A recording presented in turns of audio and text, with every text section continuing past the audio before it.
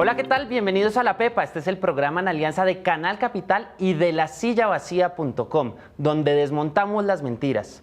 El metro para Bogotá parece hoy ser un proyecto que se acerca cada vez más a una realidad. Esta semana quedó aprobado el COMPES para su ejecución. Esto quiere decir que está listo el presupuesto de la Nación para iniciar la construcción de la primera línea. Desde hace más de 60 años Bogotá viene hablando del metro. ¿Qué ocurrió y por qué llegamos al 2017 sin este medio de transporte? Si de intentos se tratara, el metro de Bogotá existiría hace más de 60 años. La eterna necesidad de construir este sistema masivo para la ciudad existió desde el fin del tranvía. En 1954, el alcalde Roberto Salazar Gómez anunció la elaboración de un primer estudio técnico para construir el metro, pero no tuvo éxito en su solicitud al Consejo de Bogotá para autorizar un préstamo. Bajo la presidencia del general Gustavo Rojas Pinilla fue contratada una firma japonesa para la construcción del metro, con el esquema de concesión, pero los gobiernos del Frente Nacional descartaron la iniciativa. En los años 80 la población en Bogotá continuó creciendo y a pesar de ser una necesidad cada vez más urgente, ningún gobierno logró concretar la construcción del metro, entorpecida por las crisis fiscales y las severas restricciones de créditos internacionales. En 1993, Bogotá ya contaba con cerca de 5 millones de habitantes y para ese entonces el alcalde Jaime Castro llevó al Consejo un proyecto de acuerdo para crear una empresa metro y construir la primera línea bajo la modalidad de concesión a 30 años. Mis antecesores se habían ocupado del metro. Varios de ellos habían ofrecido que lo construirían. Ninguno lo logró, fundamentalmente por razones económico-fiscales. Las dificultades de financiación llevaron a archivar el proyecto.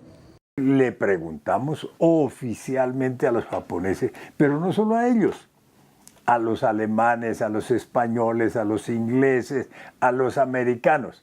¿Quién construye el metro sin cobrar? Recuperando la inversión que haga a través de las tarifas que cobren a los usuarios de servicio. Y todos dijeron, ninguno.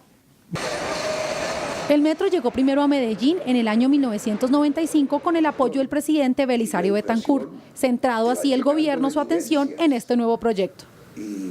Pues teniendo además presidente antioqueño, pues el gobierno nacional le dio prioridad al metro de Medellín.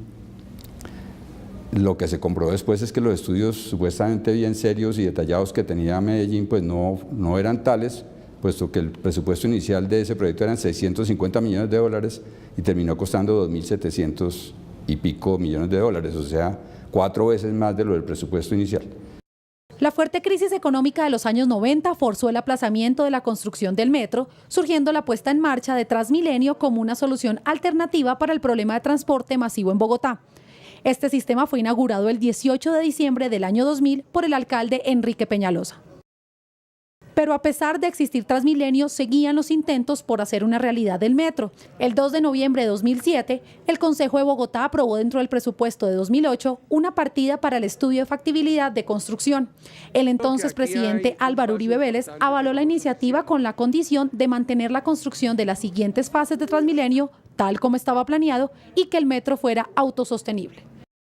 La licitación para el diseño de la obra fue abierta por la alcaldía el día 19 de marzo de 2008 y se presentaron 56 firmas de 27 países. Siguió corriendo el tiempo y la caída de Bogotá en el peor caso de corrupción por el carrusel de la contratación bajo la alcaldía de Samuel Moreno dejó nuevamente el proyecto en ceros. Para la administración de Gustavo Petro, el metro fue una de sus prioridades en el plan de gobierno, pero tampoco logró llevarlo a término.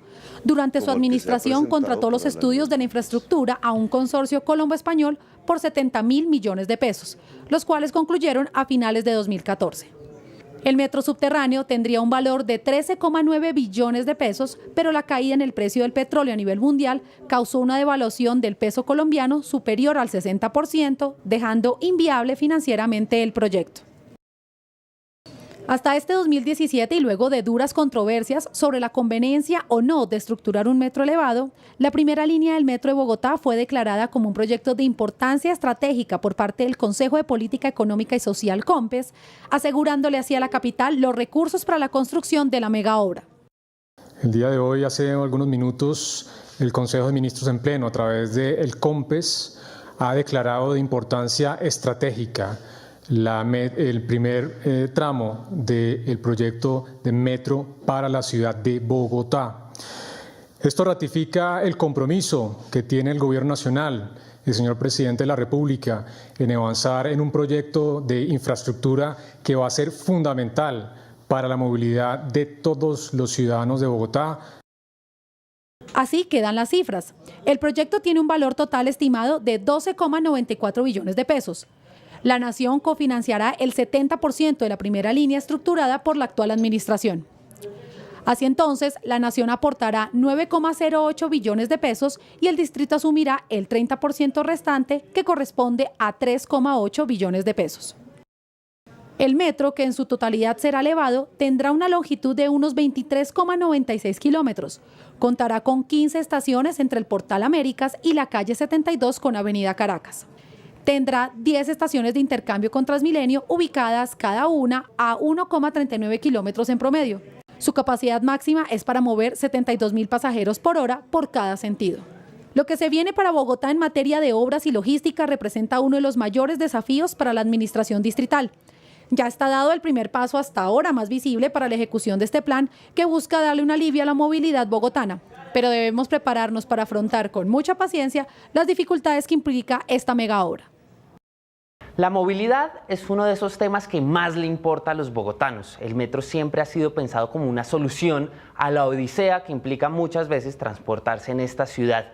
Salimos a las calles y le preguntamos a la ciudadanía cómo se imagina el metro, cómo es su rutina con el transporte público hoy y si el metro, le dará una solución a algunos de esos problemas.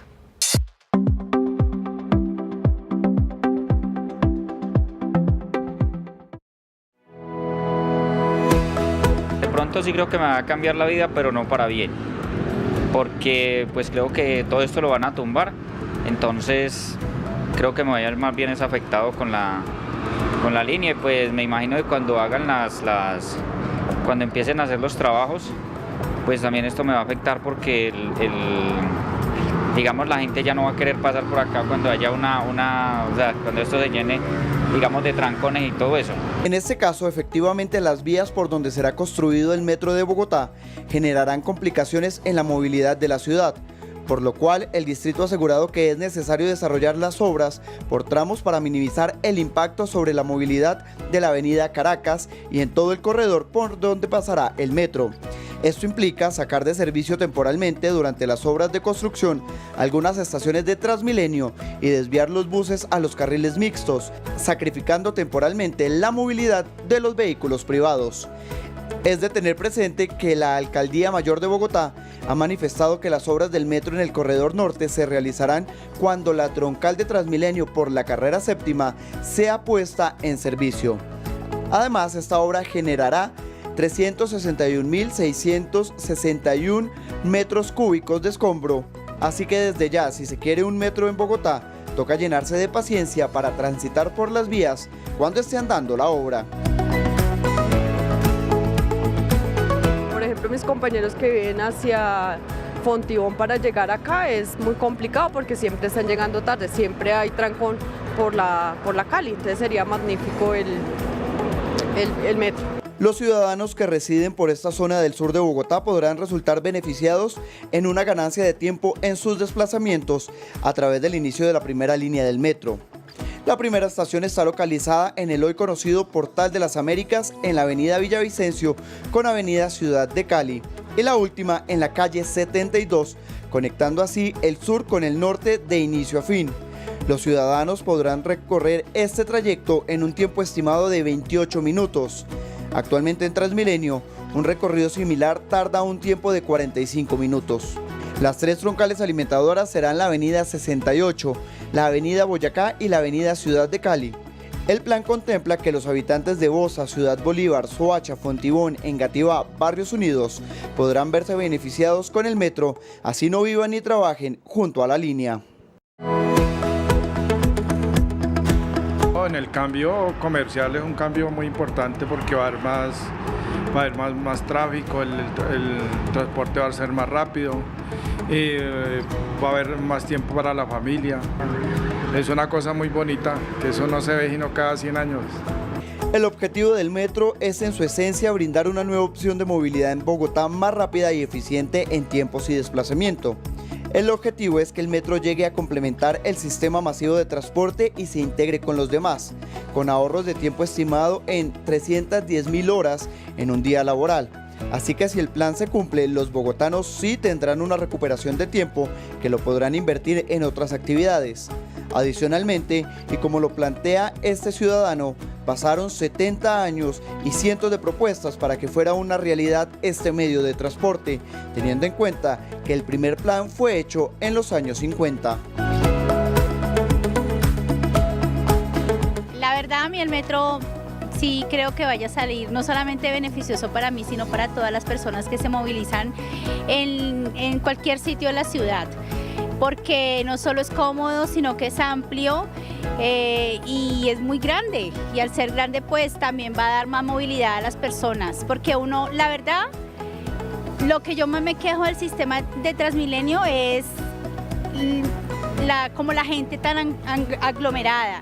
La primera línea moverá un promedio de 990.000 pasajeros diarios y se debe tener presente que es un sistema diseñado para movilizar un considerable número de personas en corto tiempo. También es un sistema pensado en que una importante cantidad de personas puedan ser transportadas de pie, por lo que prioriza la velocidad sobre la comodidad. Así que es bastante probable que aunque los trenes sean bastante espaciosos, la cantidad de personas que se transporten provoquen acumulaciones. Creería, o una pequeña imaginación, es que eso va a ser como un caos porque ya la ciudad está formada. Van a tener que desadaptar unas cosas para llegar a formarlas. Y de aquí a que prácticamente esto suceda, yo creo que no lo llego a conocer. En el escenario para la construcción del metro de Bogotá, analizado por el distrito sobre la ingeniería de detalle, obras civiles, instalación, pruebas y ensayos de los sistemas ferroviarios, se estima que este proyecto tenga una duración aproximada de 4 a 5 años, contados a partir de la suscripción del contrato para el desarrollo del proyecto, que se espera se dé a finales del año 2018. El proyecto de la primera línea del metro de Bogotá contará con una construcción dividida en 2 tramos para minimizar el impacto. Sin embargo, pese a este cronograma, el proyecto no está exento de retraso. Por ejemplo, en la construcción del metro de la ciudad de Medellín, que inició el 30 de abril de 1985, se tenía previsto terminar en mayo de 1990. Sin embargo, la obra empezó a tener una serie de retrasos, lo que llevó a que este proyecto se inaugurara el 30 de abril de 1995, es decir, 11 años después del inicio de las obras. Según los planes de Bogotá, para el año 2030, el 80% de los bogotanos tendrá una línea de transporte masivo, metro o troncales a máximo 1 kilómetro de distancia. Todo sería una oportunidad para la ciudad de quitarnos un peso encima y del trancón que hace tan densa la ciudad y nos contamina a todos. La primera línea del metro de Bogotá ha sido concebida bajo parámetros de eficiencia energética y medioambiental. Operará con luz y ventilador natural, lo cual representa ahorros en las fases de obras y operación. Los trenes operarán con energías limpias y el sistema será 100% eléctrico, disminuyendo el impacto al medio ambiente frente a las emisiones que generan otros medios de transporte. También, según el proyecto, las zonas por donde pasa el metro contarán con una recuperación de espacio que contempla el aspecto medioambiental. Yo cojo la buseta en la 127 con Boyacá y llego pues hasta la 134 con Novena. El trayecto dura más o menos como 1 hora. Digamos que por lo menos unos 20 minutos menos. Y pues digamos que ya va a ser más fácil subirme a un bus. Para muchos ciudadanos del norte de Bogotá, las noticias no son tan buenas. El metro está lejos aún de beneficiarlos, pues la primera línea no representa mayor beneficio para los habitantes del norte más allá de la calle 72. La segunda línea está pronosticada hasta la calle 127 con autopista, pero se desconoce la fecha en la que pueda llegar a ser una realidad. Para estos barrios no hay aún planes definidos en las líneas futuras del metro, por ende tampoco se conoce cómo se podría conectar el metro. Así que ciudadanos como Helen deberán seguir acudiendo a otras opciones dentro del SITP y Transmilenio para movilizarse en el norte de la ciudad. O sea, el taponamiento que se hará pues con las obras y sobre todo la falta, el desgobierno, hará que esta cuestión no llegue a ninguna parte, ¿no? Veremos obras y obras y destrucción, ruido, contaminación, pero el metro no creo que lo veamos. Si bien es cierto que Bogotá ha tenido varios casos en que sus obras han sido interminables y que los recursos no han sido administrados de la mejor manera, no se puede ser del todo pesimista. Esta vez el Metro de Bogotá tiene un respaldo nunca antes visto, ya que esta obra es vista por el Gobierno Nacional de importancia estratégica, que en la práctica significa que podrá utilizar en un futuro presupuesto de la nación para financiarlo. Es decir, que ninguna propuesta para la creación del metro había sido respaldada hasta este punto por la nación. Ni siquiera el metro subterráneo propuesto en su momento por el alcalde Gustavo Petro, que tuvo el respaldo del cheque simbólico por 9,6 billones de pesos que le entregó el presidente Juan Manuel Santos, sin un COMPES que ratificara este apoyo. Es entendible el pesimismo de Eduardo ante las obras públicas, pero en esta oportunidad el metro tiene mayores posibilidades de ser una realidad.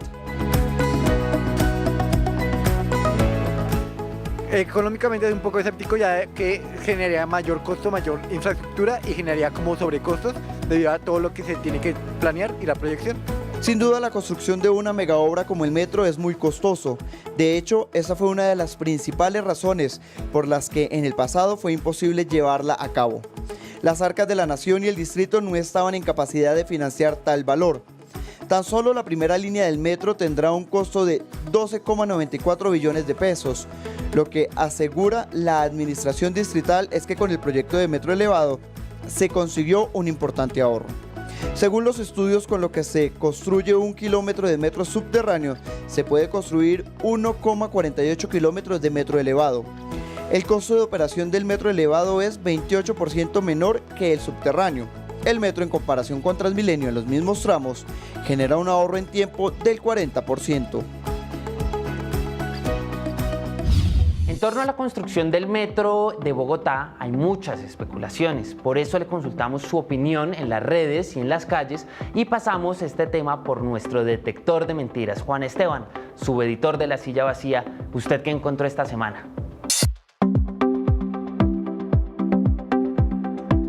Hola Eduardo, buenas noches. Pues aquí estamos para revisar los mitos de un tema muy polémico, muy importante, que es un gran sueño de los bogotanos, que es el Metro Bogotá. Como todas las semanas, preguntamos en las calles y en las redes sociales por 5 de los mitos que rodean a este tema.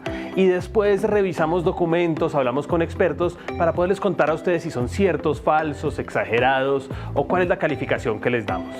Entonces, entremos al primer mito. Recordemos cuál es para contarles si es cierto o falso. Lo que les preguntamos a ustedes en las calles y en las redes es si Bogotá es la ciudad más poblada del mundo que no tiene metro. ¿Qué dijeron ustedes? Esto fue. Puede ser posible, sí, por la corrupción. ¿Corrupción? No, pues no, deben haber más ciudades que no tienen metro y también tienen mucha población. Pero pues me parece que si haría falta no un metro o otro medio de transporte que nos ayudará, porque esto está vuelto nada. Pues bien, aunque un poco más de la mitad de ustedes nos dijo en redes que cree que esto es cierto, verificamos, pasamos por el detector de mentiras este mito y encontramos que es exagerado. Es exagerado porque si bien Bogotá es una de las ciudades más grandes, más pobladas en el mundo, mejor sin metro, no es la mayor. No es fácil saber exactamente cuántos habitantes tienen las ciudades, pero la mejor forma de compararlas, que es por la población de las áreas metropolitanas, Bogotá es la 45 del mundo. De las 44 que están más arriba, hay 11 que no tienen metro. De ellas, 2 lo están construyendo, las otras 9 no lo están construyendo siquiera. La más grande, la más poblada de ellas es Karachi, en Pakistán, que tiene unos 25 millones de habitantes, y las demás son ciudades en China, Pakistán, Bangladesh y Lagos en Nigeria, que tampoco lo tienen. Sin embargo, claro, como hay más de 30 y tantos ciudades más grandes de Bogotá que sí tienen metro, lo calificamos como exagerado. Con eso claro, pasemos al segundo mito. Recordemos cuál es. ¿Qué fue lo que les preguntamos en redes? Las ciudades en el mundo tienen que subsidiar el funcionamiento de los metros. ¿Qué creen ustedes? ¿Qué dijeron en las calles? Aquí está. Sí, claro, yo creo que sí, porque es un servicio público, eso básicamente. No debería, porque los impuestos que nosotros cancelamos como ciudadanos, los impuestos obligatorios, deberían de cubrir esas necesidades. Pues bien, esa amplia mayoría de ustedes, ese 78% que cree que sí las tienen que subsidiar, tiene toda la razón. Este mito es cierto. Es cierto hasta el punto de que en un estudio que se hizo sobre todos los sistemas públicos de Estados Unidos, 1.800, incluyendo buses tipo Transmilenio, tranvías, metros, solo el 2% no se tiene que subsidiar y ese 2% no incluye ningún metro. Es tan cierto que el gremio internacional y el tanque de pensamiento más grande de transporte público, la UITP, hace foros y simposios periódicos para ver cómo se financia el transporte público porque se necesitan otras fuentes de recursos, inclusive aparte de los subsidios. Así que ya saben, el metro de Bogotá seguramente, como prácticamente todos los metros del mundo, va a tener que ser subsidiado en su funcionamiento. Con eso claro, pasemos al tercer mito. ¿Qué fue lo que les preguntamos? ¿Cuál es este mito? Este mito dice que el metro de Bogotá se va a demorar más por culpa de Peñalosa. ¿Qué dijeron ustedes en las calles y en las redes? ¿Qué opinan? Aquí está. Claro que sí. Pues porque ya habían estudios los cuales invirtieron en esos estudios y vienen nuevamente aquí a montar otra cosa, invirtiendo más dinero y pues obviamente el tiempo se va a alargar muchísimo más. Yo creo que el metro es como una ilusión para los bogotanos. No, el metro realmente no se ha demorado solamente por Peñalosa, la clase dirigente. No tenemos metro y hace 40 años estamos haciendo estudios tras estudios tras estudios. La clase dirigente nos ha venido robando sistemáticamente. No solamente Peñalosa, Peñalosa es un actor más. Y pues en este momento otra vez nos metió la mano al bolsillo y otra vez estamos subsidiando todo el sistema de transporte, no solamente Peñalosa. El 31% que cree que no es cierto y el 69% que cree que sí es cierto este mito tienen un poco de razón los dos. ¿Por qué? Porque revisando bien encontramos que este mito es inchequeable. ¿Por qué es inchequeable? Porque no hay manera de saber cuánto se habría demorado si no hubiera sido elegido Enrique Peñalosa o si se hubiera mantenido el esquema de metro subterráneo de Gustavo Petro. Este es un poquito complicado de explicar, entonces les pido que me tengan un poco de paciencia. Pero es básicamente por lo siguiente. El metro de Gustavo Petro estaba en un punto bastante avanzado en cuanto a sus especificaciones técnicas, pero tenía dos cosas pendientes para que la nación le dijera que sí iba a poner la plata. Una era crear la empresa Metro, algo relativamente sencillo que ya se hizo en Bogotá. Pero el segundo, que era bastante más complejo, era conseguir unos recursos, unas fuentes de recursos para que el distrito pagara lo que le corresponde, que es el 30%, y que fueran tan sólidas que un banco prestara encima de esos. Eso no lo alcanzó a hacer la administración de Gustavo Petro, con una dificultad extra. Los estudios, todos los estudios técnicos bastante avanzados que dejó la administración anterior eran de 2014 e hicieron los cálculos con lo que valían los dólares en pesos en ese momento, que eran más o menos 2.000. Como hoy en día valen 3.000, todas las cosas que hay que traer, la tecnología, los trenes, los expertos internacionales, pues valen hoy en día mucho más. Entonces, si había dificultades para financiarlo y ahora además las cosas en dólares valen más, pues todavía era más grande el problema. No sabemos si ese problema se habría podido solucionar o cómo. Y por lo tanto es difícil saber si estaría más avanzado o menos que el metro actual de Enrique Peñalosa. Eso sí, sin duda alguna, el hecho de que Enrique Peñalosa haya decidido cambiar las especificaciones para una parte, pasar de ser subterráneo por la Caracas a elevado, crea una demora. Lo que uno no sabe si esa demora es mayor o menor a la del problema financiero que les contaba y por eso no hay manera de verificarlo y es inchequeable. Con eso claro, o espero que bastante claro porque sé que es muy técnico, pasemos al cuarto mito. Recordemos cuál es. Nosotros les preguntamos a ustedes en redes si es cierto que la plata de los estudios de Petro se perdió. ¿Qué dijeron ustedes en redes y en la calle? Aquí les recordamos. Yo creería que en ese momento está embolatada esa plata, a pesar de que el gobierno acaba de aprobar un dinero para el metro, para esa ejecución. Creo que esa plata que está guardada la están invirtiendo en otras cosas y no la están llevando a culminar el proyecto que inicialmente estaba planeado. No, porque Peñalosa ha demostrado que él la ha utilizado para la nueva construcción de lo que él quiere hacer con Bogotá. A pesar de esa mayoría tan clara del 81% en redes que cree que sí se perdió esa plata, estuvimos revisando en detalle y encontramos que este mito es exagerado. ¿Por qué es exagerado? Básicamente porque de los estudios de Petro hay parte que sí se pueden usar y parte que no. Y les voy a contar más o menos en detalle por qué. El gran estudio que contrató la administración de Gustavo Petro con el consorcio euroespañol L1 es un estudio llamado de Ingeniería Básica Avanzada, que básicamente dice si ese metro como lo tenían pensado tiene sentido financiero, tiene sentido técnico, algunos lineamientos grandes de cómo funcionaría, pero no el detalle final, que es algo que se llama ingeniería de detalle, que no se ha hecho nunca en Bogotá y que se hará más adelante. En esos estudios de ingeniería básica avanzada hay cosas específicas ya puntuales que se pueden seguir usando, otras que no y otras que se pueden usar de manera parcial. Les doy ejemplos. En esos estudios, por ejemplo, se estableció una tipología general de cómo serían las estaciones del metro, no una a una, sino en general. Cómo serían unas que son en una parte que va a ser a nivel, no elevado ni subterráneo, y nunca lo fue ninguna de las dos, sino a nivel, que es la que viene más o menos de Kennedy hacia el centro, y otra que iba a ser subterráneo del centro hacia el norte por la Caracas más o menos, o cerca de la Caracas. La tipología de las que son a nivel se puede seguir usando porque eso se mantiene igual. La tipología de las que eran subterráneas ya no se puede usar. Algo similar ocurre, por ejemplo, con los estudios de suelos que se hicieron. No son exactamente los mismos los de un metro subterráneo y los de un metro elevado en la Caracas, y además no era exactamente en la Caracas, entonces hay que repetir algunos, pero otros sí sirven. Hay otras cosas que claramente sirven, la tipología, así el diseño general de los talleres y patios donde se van a guardar los trenes, por ejemplo. O también se puede usar, o en buena medida, el sistema de comunicación que se había pensado, aunque hay algunas diferencias entre si es subterráneo y elevado.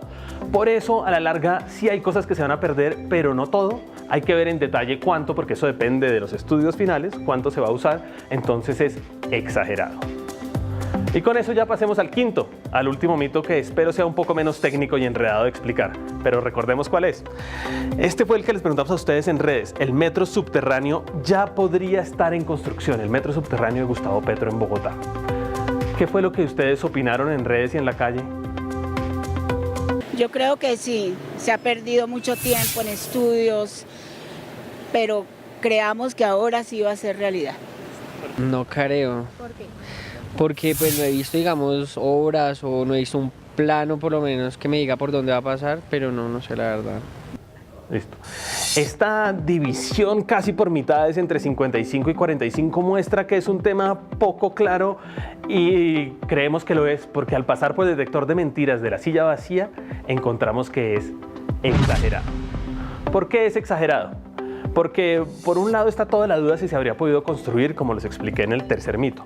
Pero más allá de eso, si no hubiera habido ningún contratiempo, si la administración Petro y luego la Peñalosa hubieran encontrado los recursos banqueables y la nación les hubiera dado el visto bueno, si hubieran creado la empresa Metro como ya se creó, si se hubiera iniciado el proceso para la licitación, eso habría tardado en llegar a iniciar la licitación más o menos, digamos, al primer semestre de 2016.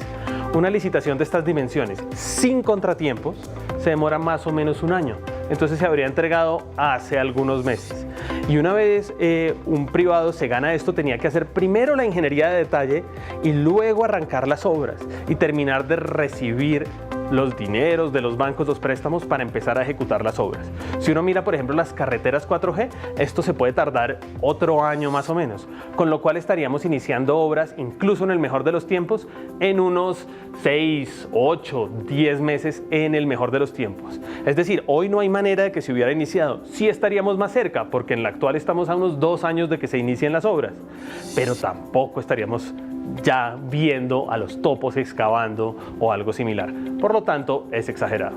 Ya saben que preguntaremos de nuevo en las redes sociales por los mitos del tema de la próxima semana. En Canal Capital, en La Silla Vacía, nos pueden seguir, responder qué creen ustedes sobre esos mitos y nos vemos el próximo domingo.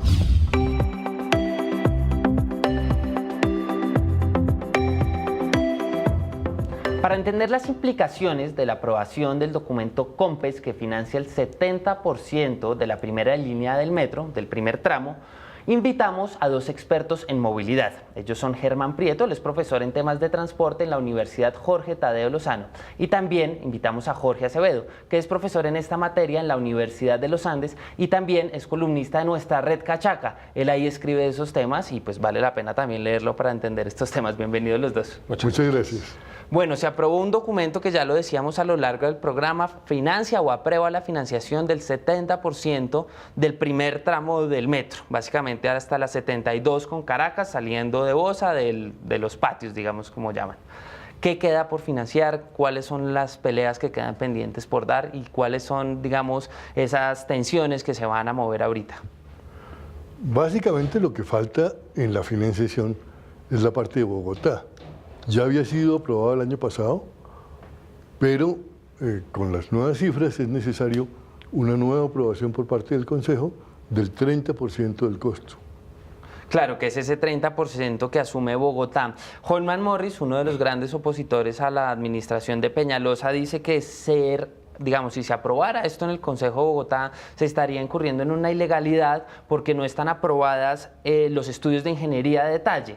¿Eso qué implica? ¿Es verdad? ¿En qué medida esto sí es trascendental para comprender la construcción del metro y en qué medida no? ¿Se puede avanzar sin necesidad de estos? Pues yo creo que desde la Nación, desde la aprobación del COMPES, por parte de la Nación se da un espaldarazo a la ciudad y de alguna manera le dice, no, ya estamos listos, con lo que hay ya estamos listos.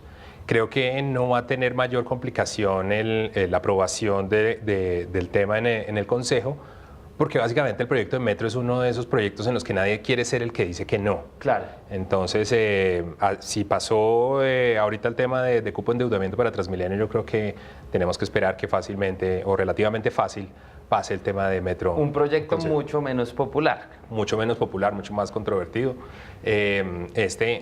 Nadie quiere decir que no. Claro. Entonces, bueno, teniendo en claro esto, entremos a entender cómo será este primer tramo de la primera línea del metro. Y esto se puede entender desde muchos aspectos. El primero, y tal vez uno de los más discutidos, si no el más, ha sido el tema de la capacidad, ¿no? Mucho se ha hablado que, inclusive el alcalde ha dicho que el Transmilenio es lo mismo que el metro, pero menos costoso, en fin, y ha sido todo un debate sobre la misma capacidad. Este metro, en su etapa inicial, tendrá 20 trenes y moverá en 2022, se estima, 26.500 pasajeros hora sentido. Para darle a los televidentes una idea, por ejemplo, en la Caracas hay una cosa así como el doble de esa capacidad. ¿Esta capacidad es suficiente? Porque obviamente esto es un plan a futuro, Jorge. Claro que es suficiente. Lo que se pretende no es construir una cosa que funcione adecuadamente dentro de 100 años, con la capacidad que requiere dentro de 100 años, sino hacer una cosa que puede ir creciendo a medida que aumenta la demanda.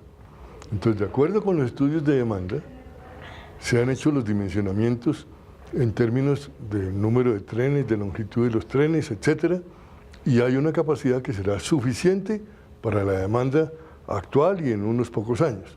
A medida que esa demanda crezca, podrá irse modificando el tamaño de los trenes o la frecuencia de los trenes para aumentar la capacidad.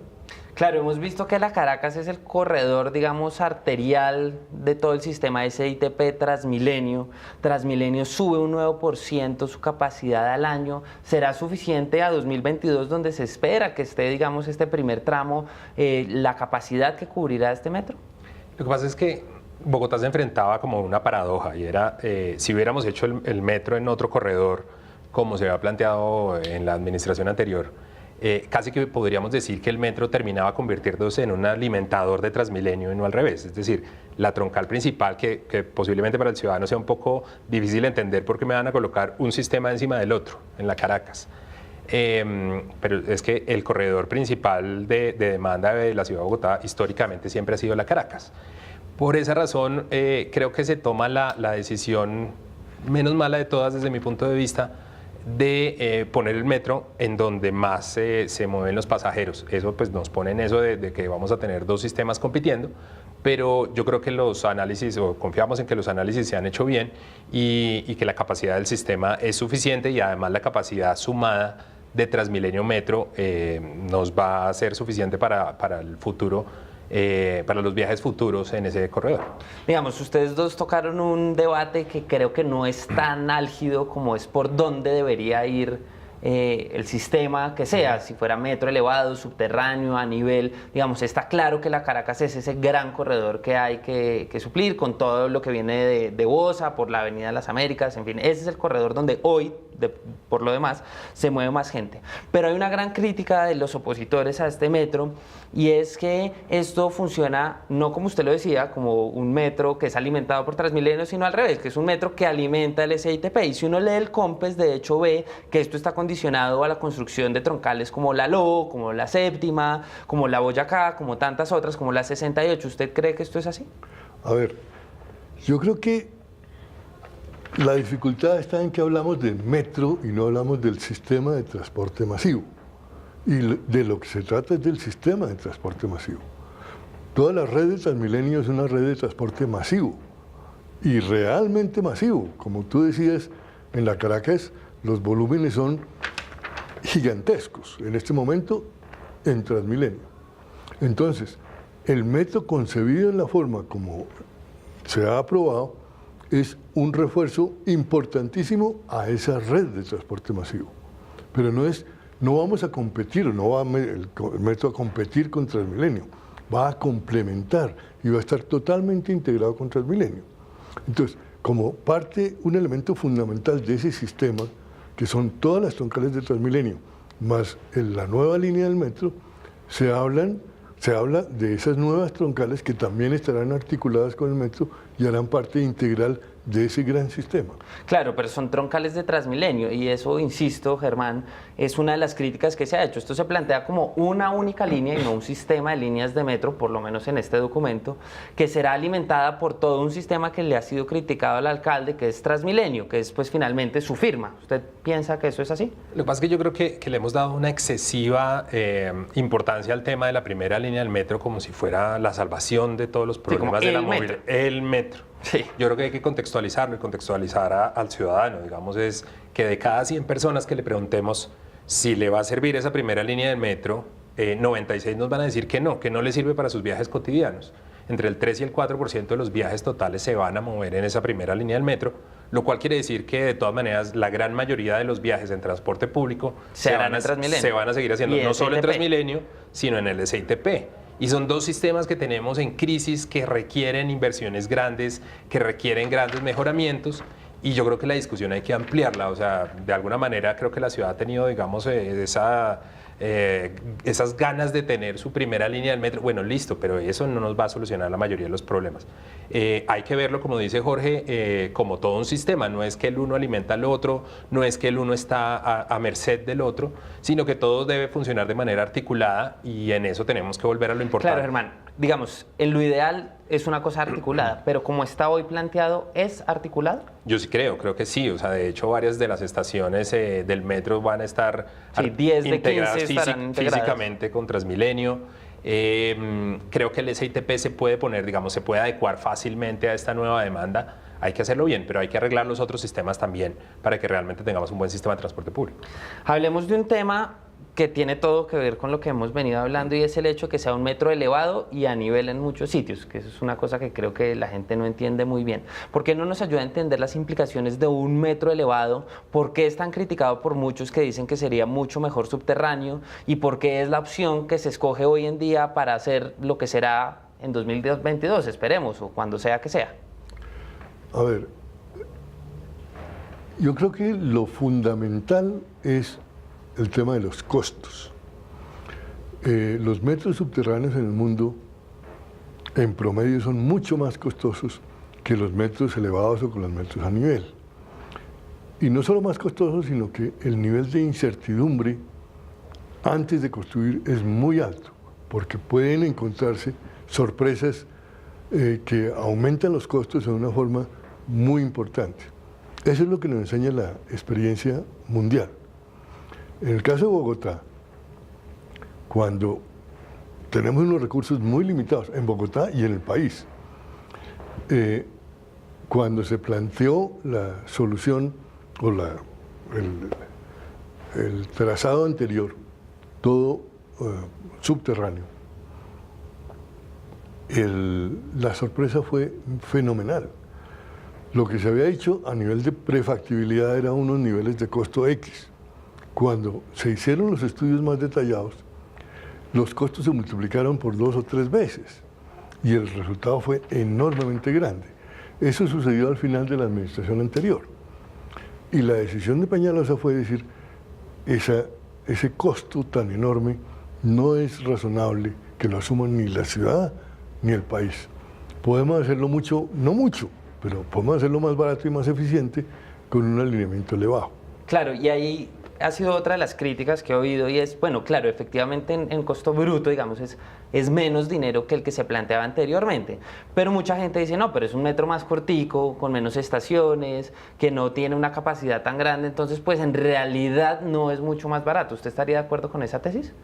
No, sí, es más barato, claramente. Claro, en términos reales, digámoslo. Y claramente en términos por kilómetro también es mucho más barato porque efectivamente pues, la alternativa de construcción es mucho más económica y más certera, digamos que reduce el tema de variabilidad de los costos con respecto a lo planeado. Un comparativo, el profesor Jorge hizo un análisis estupendo del metro en Medellín y el metro en Medellín creo que al principio costaba algo así como unos $500 millones y termina costando 5 veces más.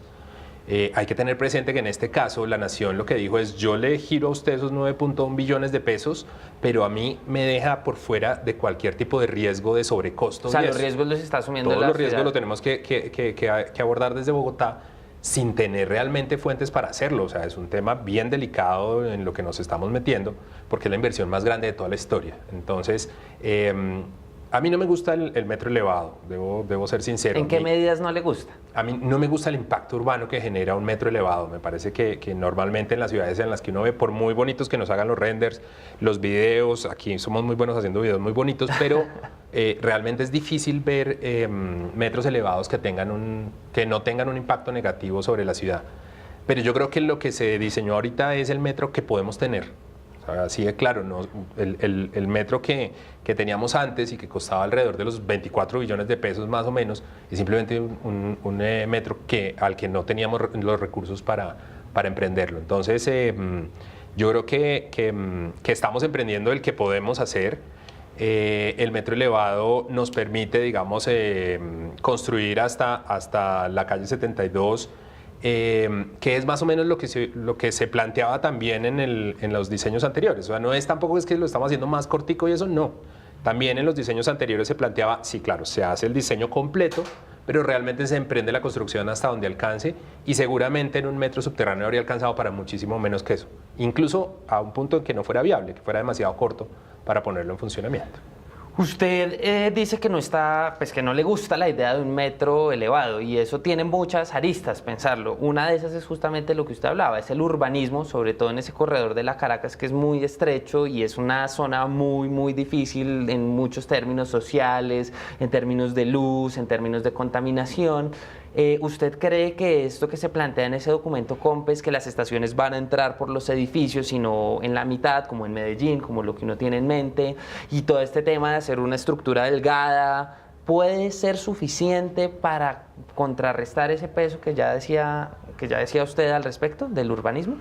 A ver, yo no soy experto en diseños de metros y lo que diga es una simple opinión de ciudadano.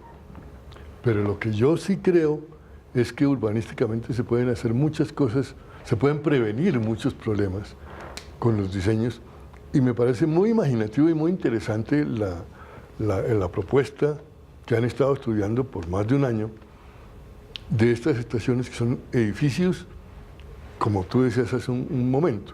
Y entonces no es la cosa masiva de la estación en un piso alto, con todos los impactos negativos que eso tiene. Ahora, hasta donde yo tengo entendido, hay todo un planteamiento de recuperación del espacio y de creación de espacios públicos que sean gratos y que compensen en la medida de lo posible los efectos negativos que se puedan dar por el ruido, por la vibración. Hasta allá puedo decir. Germán, digamos, eso es otro tema muy importante y es como la recuperación del espacio. Hoy en día la Caracas pues está muy deteriorada y está muy deteriorada en muchos sentidos, porque el Transmilenio pues genera trancones, pero porque hay muchos carros, porque hay muchas complejidades sociales alrededor. ¿Hasta qué punto esto se ha visto en otras ciudades como Medellín, que es nuestro ejemplo más cercano, ha servido para mejorar esos espacios o no, al revés, como en el centro de Medellín lo ha empeorado? Bueno, yo creo que lo primero es recordar que la Caracas siempre ha sido, o por lo menos desde hace unos 50 años, siempre ha sido un corredor terrible, que de hecho, a pesar de que algunos dicen, no, es que mire la Caracas con Transmilenio, yo creo que la Caracas sigue siendo un corredor que no es el que quisiéramos, pero Transmilenio lo mejoró bastante con respecto a lo que había antes, eso hay que recordarlo. Pues no soy muy optimista, la verdad, o sea, no considero que una estructura elevada, con todos los impactos que causa, pueda generar esos beneficios en recuperación del espacio público, y tengo mucho el temor además de que precisamente por la escasez de recursos, o sea que estamos como tan limitados en los recursos, cualquier sobrecosto en la obra, bueno, todos los problemas que se presentan en este tipo de obras, lo primero que empiece a recortarse son ese tipo de intervenciones de espacio público, de mejoramiento urbano, etcétera. Creo que Bogotá además no ha sido muy buena en generar buenos impactos a propósito desde el sector público en espacio público y en inversiones.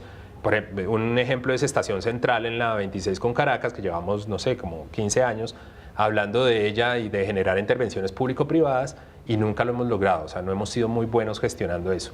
Pues yo quiero darle el beneficio de la duda y esperar que ya las próximas administraciones, porque ni siquiera le corresponde tanto a esta, sean lo suficientemente buenas en gestión, en manejo de recursos, y que tengamos como la suerte suficiente para que ese tipo de deseos de recuperación de espacio público, de integración con ciclorrutas, con una mejor ciudad alrededor del trazado del metro, sea posible, pero realmente tengo muchos temores al respecto. Digamos, hasta ahora hemos tenido claro que el metro toca que pues tiene que ser elevado por un tema de costos, que obviamente hubiera sido, si hubiera más plata, pues más eficiente por debajo de la tierra, pero bueno, es el metro para el que hay plata, ¿sí? Ustedes dos han un poquito contradecido en el tema urbanístico, usted es un poco más optimista, usted es más pesimista, ambos, pues digamos, ahí todo es el terreno de la especulación. Ahora me parece que hay un tema que sí es crucial, y es el tema del financiamiento y la construcción, ¿sí? ¿Cómo será financiado, digamos, la operación y la licitación de este sistema? ¿Qué tanto se sabe en ese sentido? Yo no tengo noticias actualizadas. Yo supondría, por lo que he leído, que se puede contratar como una obra pública la construcción, pero lo que es más importante a mi juicio es cómo va a ser la operación. Si la operación va a ser en manos del gobierno, un operador privado, o va a ser un operador público, o va a ser un operador privado, en términos de algún tipo de concesión o de contrato. Sí, como funciona hoy Transmilenio, hagamos de cuenta. Como funciona hoy Transmilenio. No tengo noticias actualizadas, recientes, de las decisiones con respecto a la licitación, construcción y operación del metro. Lo que entiendo es que se haría un contrato de obra pública para la construcción de la línea, se haría una adquisición, una licitación para adquirir los equipos, y no es claro para mí si se plantea un operador público o un operador privado. ¿Qué implica, Germán, eso? Digamos, hoy Transmilenio funciona con operadores privados, pues reglamentados, regulados por el distrito y demás, pero al final privados. Obviamente detrás de eso, para el usuario, lo que más pega es el buen funcionamiento, por supuesto, y el costo de la tarifa, ¿verdad? ¿Eso cómo se entiende? Bueno, no es fácil, digamos, como tener una definición de que si el operador es público vamos a tener una tarifa más económica. Hay personas que creen eso, que el operador público es una alternativa para que los costos se reduzcan, pero es posible lo contrario. En Transmilenio yo creo que la figura es buena en términos de que el operador privado es más eficiente en la operación, y que por eso puede pasar. Lo que me parece más decisivo al respecto es cuánto impacta eso en la tarifa. Claro. Y en general, no Una solo tarifa por el... de este metro, como se plantea, el sistema podría estar alrededor de los 4.000 pesos tranquilamente. En algún momento se planteó que podía estar a 3.800, 3.700 pesos, eso que se llama la tarifa técnica, es decir, la tarifa de cuánto ¿Cuánto vale llevar a una persona de un lado a otro? ¿Cuánto cuesta realmente llevar un pasajero de un lado al otro? Y ahí yo creo que hay que hacer extensivo también el tema hacia el resto del transporte público. Y esto no es claro hoy en día. Hoy no es claro si nos van a cobrar 3.800 pesos, cosa que veo totalmente inviable. Un usuario no puede acceder a esa tarifa, la mayoría de los usuarios. Si se va a subsidiar, ¿de dónde salen los recursos? Claro, porque entiendo que la mayoría de metros del mundo son subsidiados. Casi la totalidad de los sistemas de transporte público en el mundo, no solo de metro, sino en general de los sistemas de transporte público son subsidiados. Y eso creo que es una discusión además que hay que llevar a Transmilenio y al SITP, porque estamos dándoles un sistema de transporte público caro y malo. Claro. Y todo por un desbalance precisamente de esas tarifas. Entonces yo creo que una de las cosas que es importante aclarar cuanto antes es cuáles son esas fuentes de recursos permanentes, porque ya no es como ahorita que nos dan una plata y listo, sino que cada año va a tocar estar sacando dinero adicional, o si no, pues simplemente va a tener un sistema de transporte público muy bonito al que no nos podemos montar. Claro. Un último punto es la construcción. Todo esto se supone que va a haber pues digamos, inmovilizar la Caracas, que ya lo decíamos, es un corredor que mueve la gran mayoría de los ciudadanos en ese sentido, norte-sur, conectándose, pues por supuesto, con barrios, digamos, Bosa, Ciudad Bolívar, pero es el corazón, digamos, la arteria principal de la ciudad. Todo esto también supone llevar una carga muy fuerte al Transmilenio de la Séptima mientras esa construcción, tengo entendido. ¿Usted cómo se imagina que va a ser esta construcción? Pues como todas las situaciones en países y en ciudades como las nuestras, en donde hay que ser muy económicos en la medida de lo posible, implica caos. ¿Y cuáles son sus observaciones a ese respecto? No, claramente estas coyunturas son muy complejas para la ciudad. Seguramente vamos a tener que ser muy hábiles en trasladar la movilización no solo hacia la Séptima Futura, sino hacia la NQS, y utilizar todas las alternativas que tengamos de corredores. Va a ser bien complejo. Ya se habla, el gerente de Metro habla de cierres por cada kilómetro, digamos, operaciones que implican 7 kilómetros a la redonda. Va a ser traumático. Si hemos sufrido antes troncales de la 94 con Transmilenio en la 26, etcétera, pues esto realmente además nos va a pegar en la vena principal de la movilidad en Bogotá. Jorge Germán, muchas gracias por ayudarnos a entender este tema que dará muchísimo de qué hablar y con el que los bogotanos han soñado, para bien o para mal, que exista, y ya está a un paso más de ser realidad. A ustedes y a nuestros televidentes los invito a que vayamos a la redacción de La Silla Vacía, donde la directora, Juanita León, siempre nos cuenta lo que será noticia y lo que fue noticia la semana anterior. Juanita, ¿de qué tenemos que estar pendientes esta semana y qué tenemos que tener en mente para arrancar la que viene?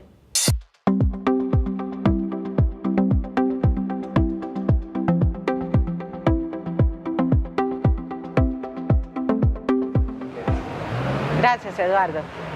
La semana que pasó fue una semana de desenlaces en la política. Comenzamos por la política menuda. Se realizó la convención liberal y allí se tomaron importantes decisiones para el partido. Por un lado, la senadora Vivian Morales quedó fuera de la contienda, ya que se negó a firmar un manifiesto de principios liberales que ella consideró que iban en contra de sus creencias cristianas. Por otro lado, Juan Manuel Galán también dijo que no participará en la consulta interna del partido para escoger el candidato presidencial que se decidió para el 18 de noviembre. Y Humberto de la Calle aceptó participar en dicha consulta, dado que lo más probable es que él la gane.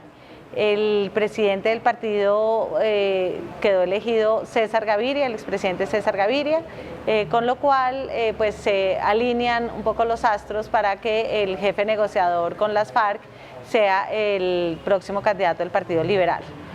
Por otro lado, se dio la orden de captura para el senador Musa Besaile, involucrado en el escándalo de las coimas a la justicia. Él ya confesó que había pagado plata a magistrados de la Corte Suprema para que no adelantaran el proceso por parapolítica contra él.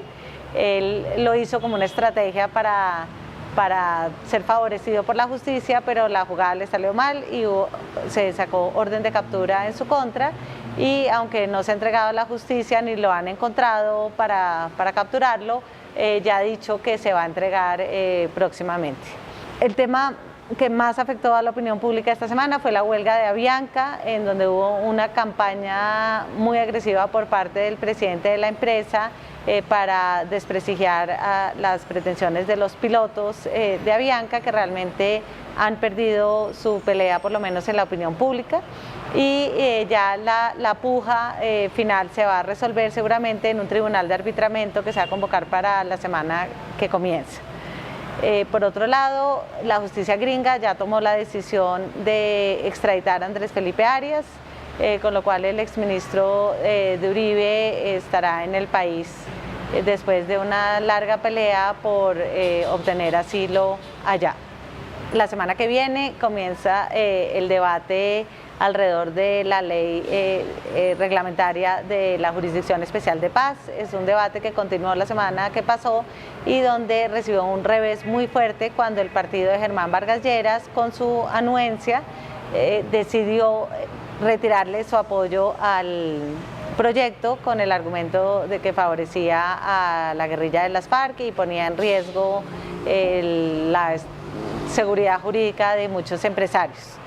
El gobierno todavía tiene las mayorías para aprobar este proyecto, pero ya tiene menos libertad y va a quedar un poquito más rehén del Partido Liberal y del Partido de la U, cuyos votos ahora sí necesita para sacar adelante este proyecto. Por otro lado, va a ser aprobada la reforma política en segundo debate y la duda será si Santos ordena sacar de ahí el Tribunal de Aforados, que fue uno de los temas que discutió la semana que pasó con los presidentes de las altas cortes, que hicieron un compromiso de depuración de la rama, de hacer unas reformas que no implican reformas constitucionales, para realmente mejorar y superar la crisis que enfrenta la justicia y rescatar la legitimidad entre los colombianos. Estas son las noticias a nivel nacional. A nivel local, la semana que pasó el COMPES le dio vía libre al metro de Bogotá, con lo cual lo único que le hace falta a Peñalosa para sacarlo adelante es que el distrito le apruebe las vigencias futuras para hacerlo. También se espera la próxima semana que Peñalosa tome una decisión frente al ultimátum que le dieron los transportadores del SITP, que amenazan con parar operaciones en diciembre si el gobierno distrital no les ayuda a superar la crisis económica que atraviesan, porque realmente están quebrados. Estas fueron las noticias que pasaron, las que vienen, aunque obviamente como es difícil predecir todo lo que ocurre en este país, esperamos que puedan leer lasillavacía.com, donde desarrollaremos en profundidad cada una de estas noticias. Muchas gracias. Y hasta aquí La Pepa, el programa en alianza de Canal Capital y de lasillavacía.com. Recuerde escribirnos a nuestras redes sociales, @lasillavacía o a la del canal, @Canal Capital con el hashtag o numeral La Pepa. La próxima semana vendremos con más mitos, más análisis, le moveremos la silla al poder. Juanita León, desde la dirección de La Silla Vacía, les cuenta lo que fue y lo que viene. Y pasaremos por el detector de mentiras, mucha más información. Hasta la próxima y muchas gracias por vernos.